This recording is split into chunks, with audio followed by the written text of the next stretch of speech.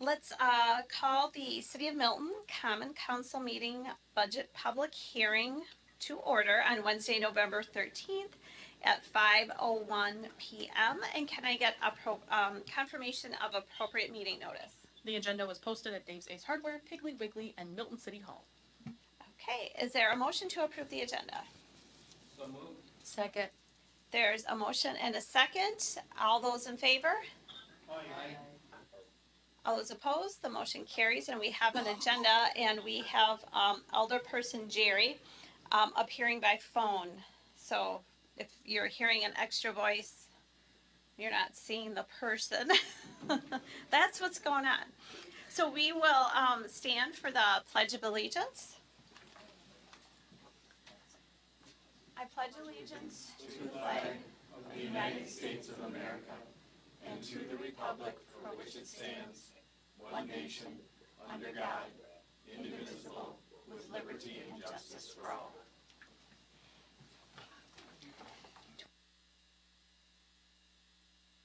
Okay, so this evening we are going to have a public hearing, and I will open the public hearing, and then we have an overview of the draft budget, and then if anybody would like to make any comments on that from the public, we'll take comments after the overview.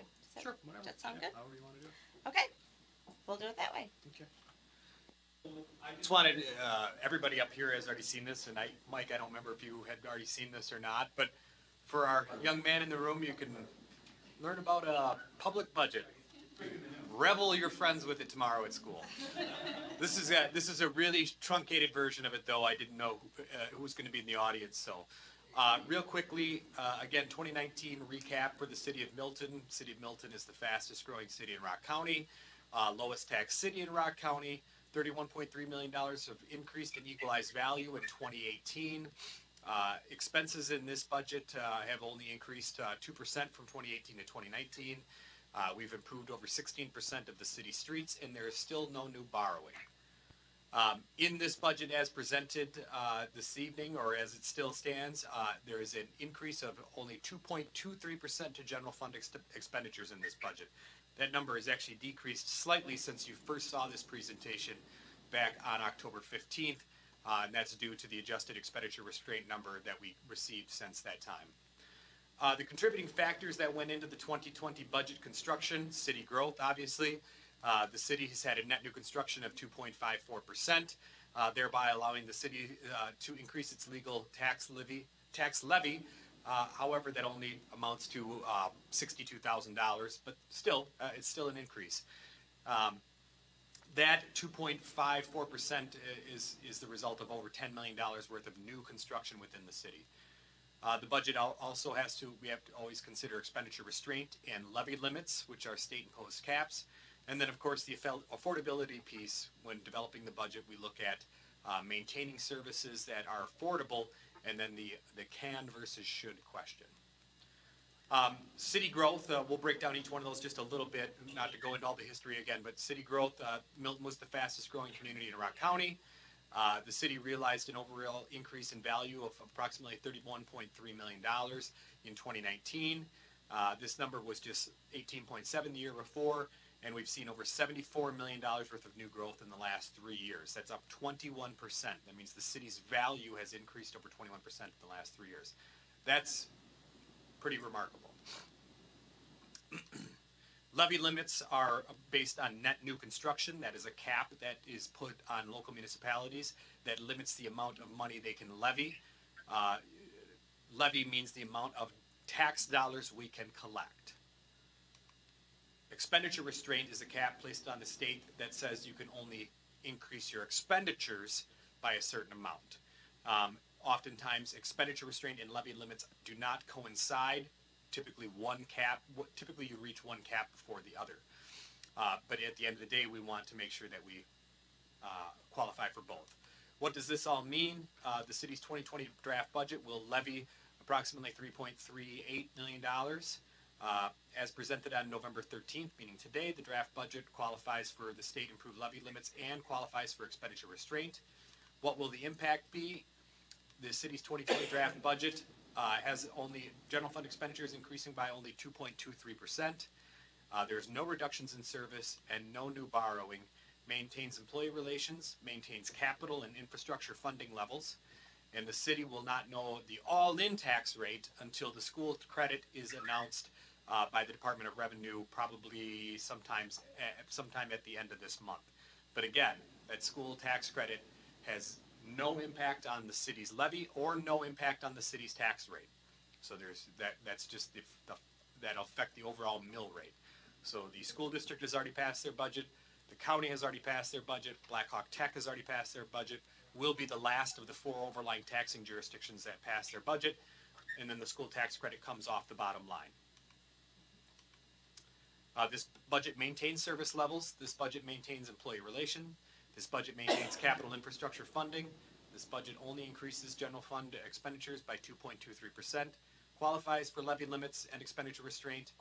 No new tax levy supported borrowing, but we still have the 24 cents, 24.4 cents of every tax dollar that's collected goes for debt service. And then we can talk a little bit more about that at the next item.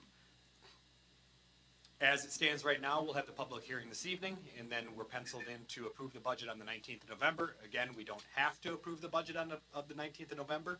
If for some reason we want to push that back, we still have time to do that.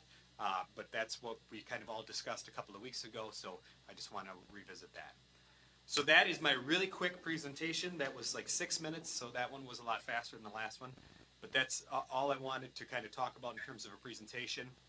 In terms of budget documentation, as I've kind of talked about in various emails, the information that was sent out with the packet is basically identical to the information that you saw last week, with the exception of the tweak for the city attorney's contract, and the police information was already in there. So the only change was the city attorney's contract. Which Otherwise, brought contingency, because that increase was, 4,000? 5,000? no, 4,800? $200 a month, 300? $300 a month, yeah. Yeah. So 3,600. So we took that increase out of contingency, and so contingency's sitting at exactly 50,000. I believe last week it was like 53,000 and change. So And then, under the separate email that I sent out to everybody, shows the tax rate, or the projected tax rate. And again, that we can now project that tax rate because the county has approved their budget. The only piece that's missing still is the school tax credit. But again, that is irrespective of what we do. It has no impact on our budget, on our levy, or our tax rate. nor does it really impact the school's budget, No, because it they've already wouldn't passed impact theirs. any- Yeah, it wouldn't doesn't impact any impact budget. anyone. It's just It's comes just called a off- school credit. It so. comes off the bottom line on the mill rate. So is there anybody from the public that would like to make any comments during this portion? Officially opening the public I hearing. already did. That's okay. My name's Michael Pierce, 261 East Gallon Lane, so I am a citizen of the city now. Two things. One is, when you give your presentation, you're talking about no new borrowing. I just encourage you to always have no new borrowing, because your budget will keep, and I know as firemen, you can pay your bills either this year or that year, and I know it. I always try to make myself stronger financially. I paid the extra diesel fuel, the next year paid extra seed. Then you get a year like 2012, which I'm sure you guys all had poor years. You don't have to pay taxes, you don't have to pay diesel fuel, you don't have to pay anything. You kind of go through those bad years. But anyhow, the reason I came, I'm the president of the Milton Historical Society. I just want to thank you for all the help you guys have given us over the years, everything from the parking lot to the facade grants to the monies that you give us. I would have been here with Carrie, but I was down when it was 96 degrees and I was complaining about the heat. And so I think I caused this, but anyhow, I just want to thank you for all your past support that you've given to the Milton House. Thank you. Thank you very much. Is there anyone else from the public that would like to comment before I close it? Anybody else? You don't have to, there's no pressure. I'm just, Keeps looking, thinking, no. okay, I will close the public hearing part, and now, if the council has any further comments, or, we can also, wait till next week too, when we have everybody present, it's kind of, up to you guys, because this, whole meeting is really to provide our citizens the opportunity to comment on the budget, so, we're not passing it tonight, so it's kind of up to the council how you wanna proceed. Has anybody heard any other comments from anybody with regard to the budget, other than the two that we have? I have not. I had a couple calls. They were more general questions. And one was, one triggered me to pause and think about the future a little bit. The issue of the cost of police protection and how we see it going in the near future.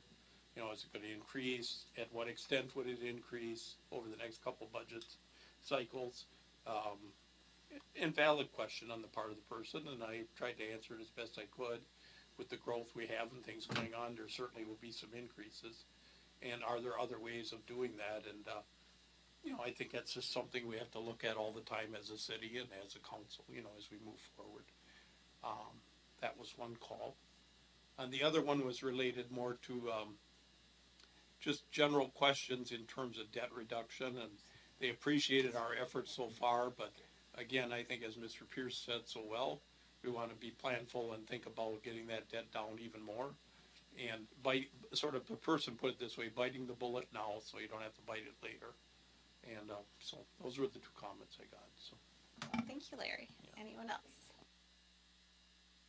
I just wanted to mention, I was showing Bill that I did appreciate Brenda's comments as well as Bill's. I don't think that there are easy answers regarding the issue that Brenda raised.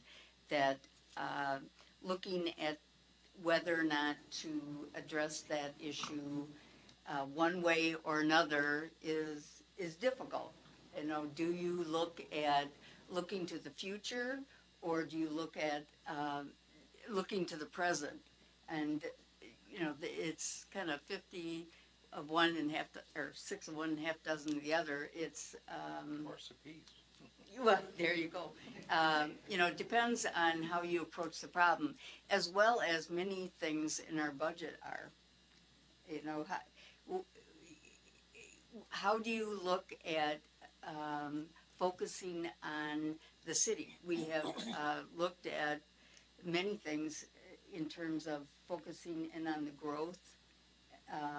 And I think that much of what we do together is looking at how the city will continue to grow. And so if that really is our focus, then we look at moving that, the bicycle pump. If we look at things of the past or staying stagnant in meeting those needs, then we leave them at the gas stations. I guess that's how I ended up thinking about them. I don't know if anybody had any other thoughts. I didn't see anybody else's response. I also wanted to, compliment Brenda for taking the time to do this. I think it's a sign of a real healthy environment Yes. when the employees feel, good about weighing in on issues like that. And while, I disagree with Brenda in this case, it's not that she's wrong and I'm right. It's a matter of there are two sides and you come down on one side or the other. That particular issue is what I characterize as little things matter. That's kind of the, one of the things that I talked about a little bit when I decided I was going to run for council is how do we set ourselves apart? how is Milton different, and um, does it offer more value than Edgerton or Clinton or some of the other communities? And I think one of the ways that we do that, and one of the ways that we convey that in terms of making sure that the growth that we experience is something that continues. We want, these are the good times. It's interesting coming on the council and what could be characterized as good times as far as the growth cycle. These little things are the things that, in my mind, are the things that show up in a drip, drip, drip form in the media. And one of the things that some of you probably didn't get that I did send to Brenda because I forgot to attach it to the first email was a map, the company that sells these commercial units, which aren't just air pumps. They're kind of a tree for doing repairs, and they've got chain tools that can be used and so on. There's a map that shows the Midwest. Well, there's a map that shows the entire country, and it's something that some serious cyclists would look at. And Wisconsin doesn't have very many of these. Brenda sent a follow-up email saying a lot of the places that she looked at seemed to be college communities, and they were. There are 7 units in Iowa City, and there are 5 in Madison and some other places. Wisconsin doesn't have very many of them. The map's pretty sparse in that regard. And so it's the kind of thing that I think we'd get some media attention. And if this time it's the bicycle pumps, and the next time it's something else that's small, but that is distinctive. And it says, we're paying attention and doing things that are just a little bit better in terms of quality of life. That's kind of the idea behind it in my mind.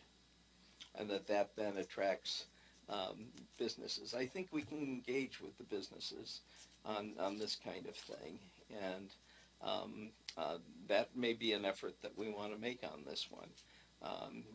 We can put it in the budget, but then I thought of another place where one might go, and I sure have got a proclivity for one being at the library. And I think it makes sense. We want kids to ride their bikes to the library, and we want them to have positive thoughts about the library. But I'm wondering if the Mitchells would pay for part of one in front of the new coffee house. What a great place. And people come into town, and they're heading to stoke up on a little bit of caffeine at the same time that they do whatever they need to do on their cycle. So that's my philosophy behind it. And as I say, it's not a matter of I'm right and Brenda's wrong. It's just as Teresa described. You really can go either way and make a very good argument. Well, and that's something that we did talk about is having one on one side of town and one on the other side of town, so it's even, because we have 2 downtowns, and I appreciate that. And many years ago, the city made a really big investment, I believe, in the splash pad, and we continue, to reinvest in that, and that's an amenity. It was interesting that we were really the first community in this area to do that. That was kind of exciting. And then, Janesville did some too, and that draws people in. So, we have talked about the bike stations a little bit over the years, and it is kind of nice if we can do some of these little things, because over time, it just builds up, and we have all these nice amenities. And I know that, especially with Parks and Rec and tourism, we are trying to promote, the Ice Age Trail and outdoors activities, and have that be part of our overall tourism. So I do think, considering these small amenities, is helpful for the council to do. And it just continues to grow and expand as we move forward. I mean, if we're trying to attract people and families, especially, to live here, these are all things that we can consider. And I would encourage the council to continue to research other things, if this is an interest that they have. So, I've got a we'll folder. see. So, Bill will be making presentations throughout the year. So, and I do appreciate how the council has taken an interest and wants to be thoughtful and when we talk about the budget and getting enough information. And I'm glad that people do feel that they're free to voice their thoughts and, you know, participate in this process and not feel like there's retribution for it. Like, we all want to encourage people to participate when we're budgeting. So, I'll comment on both of the emails from Brenda and Dave Adams, just because I know that he's probably thinking the same thing that Brenda is, from the email that he sent us. And the thing that I have tried to do in the last probably 10 years is actually encourage us to move ahead with these different things. People move into homes and communities because of what they have in those communities and the different amenities. Just to give you an example, while I was at the Prairie Seed Collection this year, I met 2 new families to Milton. And in talking to them, the first thing that they said is, wow, this is great. This is why we moved here, because of all of the different things that you have in the city for the people that live here.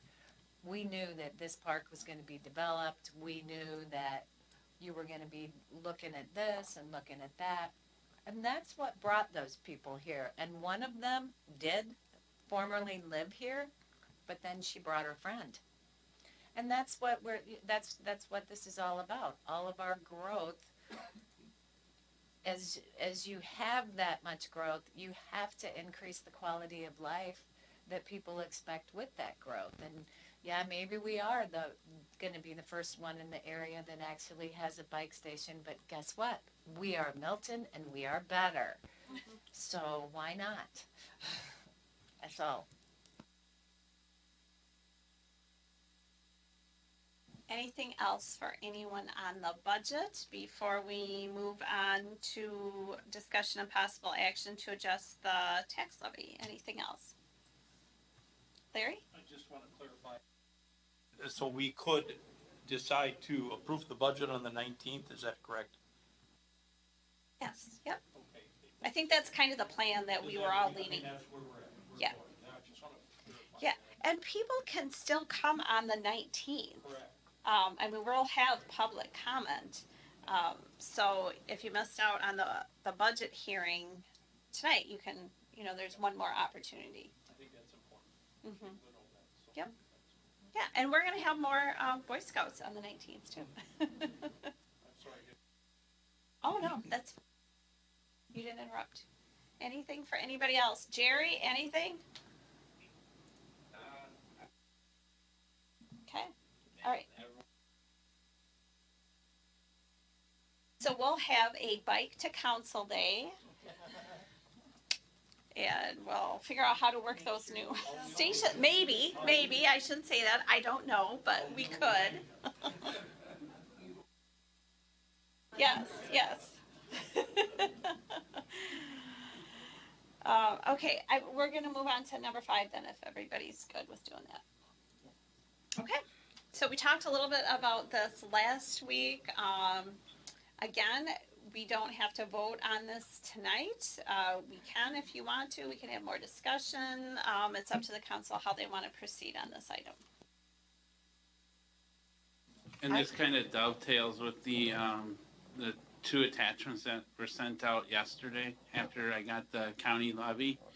So 7A and represents not including the extra 25,000, and 7B includes the extra 25 thousand, so you can see the impact on the tax rate and the percentage change and all that good stuff. Dan, could you just remind our audience, our YouTube audience, where that puts us? So the proposal, or the idea, it's not even really a proposal, the concept that is before the council tonight is to save up $215,000 over the next 4 budget cycles to pay off on a debt issue that was taken out in 2007 and pay it off 1 year early when it's eligible to be repaid early if desired. And the impact on that in the first year, so for the 2020 budget year, is about 7 cents on every $1,000 of value. So the impact is about $7.18 for every $100,000 of assessed property.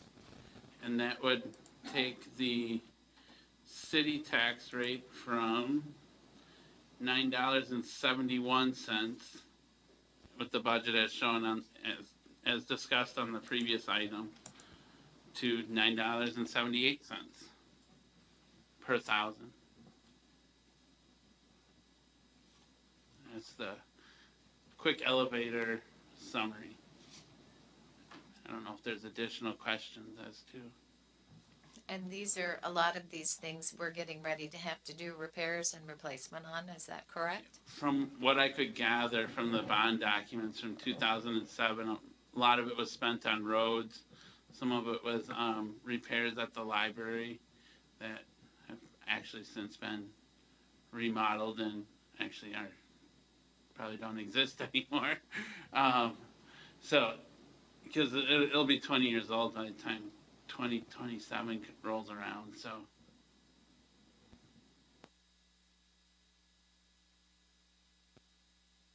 I like to, I'll say it again, I said it probably last council meeting, but I'm very supportive of this. I just believe in, paying debt down as soon as you can, and it's an advantage to us. It's certainly an advantage to the taxpayer. It may not seem like a large amount of money in the big picture when it comes down to, per $1,000 of valuation, but it is a significant amount at the end of the picture, which is $215,000, which we could be spending on a lot of other really needed things at that point. For example, roads. So. And it does save 15,000 and change in interest payments too, because it's eight semi-annual interest installments that won't have to be made if this were to occur as mapped out. Yes, and when you begin consolidating all of the different steps you've taken, I mean, you can imagine how much that money has been. And you can see how quickly, the debt levels in the city stay elevated under this model. That's one of the cons, as I outlined in the memo, for another 4 more years. But then it starts to fall off real dramatically from the periods of budget year 2024 to 2027. So that probably provides opportunities for things that we don't even really understand right now, because we've been in, as I call it, debt purgatory for the last 6-7 years. Yeah, I think the accelerated payment makes a lot of sense, and I'm very supportive of it. I think we need to be prepared if people ask about the increase now, to tell them about the decrease later. And it pairs with the restraint that we've already talked about in terms of borrowing. And I think the message together is very, very positive that, we're doing this because a couple of years out, it goes the other way in terms of it being a plus. And as long as we continue to exercise the restraint that we're on record saying we're trying to do, we'll be giving something back to the public. I too am in agreement that paying off this as fast as we can is the way to go with this. Are you looking for a motion? It's up to you guys if you want to vote on it tonight. If you want to, it would make drafting the resolution for the actual adoption of the budget next week easier, because then I wouldn't have to bring forth a resolution A and a B Okay. if we know what the direction is of the council. So Yeah, that's what I was gonna say. If a motion isn't necessary, but some affirmative direction, which clearly we've heard. So I think at this point, a motion is probably totally fine. And so. Okay. Yeah, because you have we have 7B on our memo, and then I I would think you have an say- option 1 on. I would say a motion to prepare the 2020 budget resolution to include the $25,000 of additional debt service payment as a portion of the 2020 budget. So moved. All those in favor? Aye. All those opposed? Okay, the motion carries. So what that means and why I said it the way I said it is anything else and everything else in the budget can still change. It's just the inclusion of the $25,000 as an additional debt service payment. That's the direction we just received to include that in the budget. So other items can still be shifted in the budget, whether that be capital items or operational items. They still can be flexed between now and the 19th. And frankly, even if you showed up here on the 19th and said, you know what, we all changed our mind and we don't want to include the 25,000, we can do that too. It just makes it, as Dan said, we would just take a 5-minute recess, Yep. and I would adjust said resolution and hand it out at that point. Yeah. Hey, may I suggest something? If we pass the budget with that in the 19th, that we would do a letter to the, not an editorial in the newspaper explaining that. I think this is significant, that the community understands what we're attempting to do and what we want to do in that process. I think people appreciate our efforts, from what I've heard out in the community, of maintaining a fairly balanced budget. Many situations throughout the country aren't operating that way, and entities and organizations. So, anyway, food for thought. I would say we have a balanced budget, not a fairly balanced budget. It is a It balanced has budget. to be balanced. I agree, but I'm just saying. Well, I think what maybe Other budgets and you go, the public appreciates that our goal is to not carry a lot of debt and to follow the financial policies that you all passed earlier. Yeah, I think Dan described it right. I mean, essentially, what he's saying about some of the stuff that is included in that old borrowing is like still paying car payments on a car you don't have anymore. So simplifying it as much as we can and saying we don't want to do that. And that was one of the reasons why I brought forth the revised debt policy last year. Which feels like it was just 6 months ago, but was to prevent us from paying for things that may no longer exist or have been in disrepair, and we're still making the original payments. So we don't actually find ourselves in this situation on any kind of future borrowings again. Okay, general items. I'll see you next week. I just have one comment if no one else does. I don't want to jump in front of anybody else. I want to just say thank you for the comments tonight specifically in regards to, I appreciated the way that Bill put it in terms of having healthy discourse. I came from an organization in which if someone was to do what Brenda did, they likely would have been heavily reprimanded. I don't know that they would have been fired, but I think they would have been made to feel uncomfortable for the tenure of the term of their time at the organization. And I give Brenda credit. She called me and asked me if she could send that email, and I said, yes, of course you can. It's up to you whether you think you should or not. because it could be taken in a number of ways. And I didn't know how it was going to be taken.